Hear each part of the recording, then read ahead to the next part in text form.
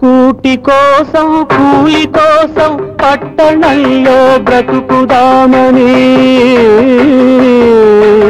కూటి కోసం కూలి కోసం పట్టణంలో బ్రతుకుదామని తల్లి మాటలు చెవిని పెట్టక బయలుదేరిన బాటసారికి ఎంత కష్టం, ఎంత కష్టం.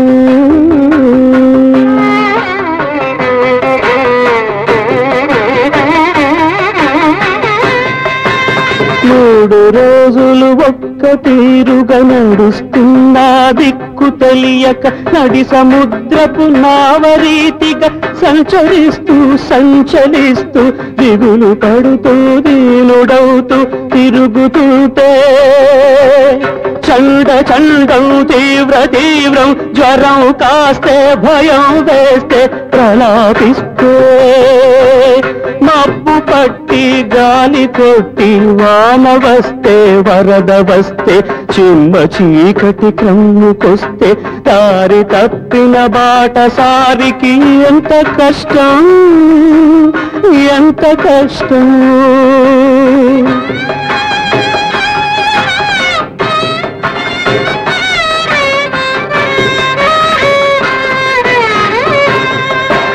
కళ్ళు వాకిట నిలిపి చూసే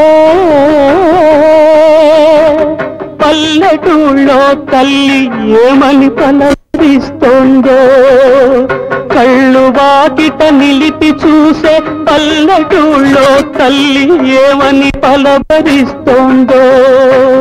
కూటి కోసం కూలి కోసం పట్టణంలో బ్రతుకుదామని తల్లి మాటలు చెవిని పెట్టక బయలుదేరిన బాటసారికి ఎంత కష్టం, ఎంత కష్టం. గుండు సూదులు గుర్చినట్లే శిరోవేదన అతిశయించగా, రాత్రి నల్లని రాతి పోలిక గుండె మీదనే కూర్చుండగా, తల్లి పీల్చే కాల దృశ్యం కళ్ళ మొదట గంతులేయక, చెవులు సోకని పిలుపులేవో తలుచుకుంటూ కలతకంటూ, తల్లడిల్లే కిల్లకిల్లే పల్లెటిల్లే బాటసారికి ఎంత కష్టం. అతని బ్రతుకున కదే ఆఖరు. గ్రుడ్డి చీకటిలోని గుబేలు గీంకరించాయి. వాన వెలిసి మబ్బుల్లో ఒక మెరుపు మెరిసింది.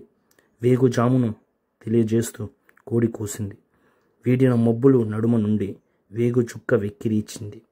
బాటసారి కళ్ళభారంతో సీతావాయు అడ్డుకుంటుంది. పల్లెటూళ్ళు తల్లికేదో పాటు కళ్ళలో పేగు కదిలింది.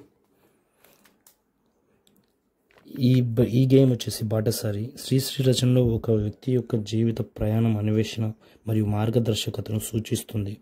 ఇది ఒక వ్యక్తి తన లక్ష్యాలను చేరుకునే మార్గంలో ఎదుర్కొనే సవాళ్ళు మరియు అనుభవాలను ప్రతిబింబిస్తుంది.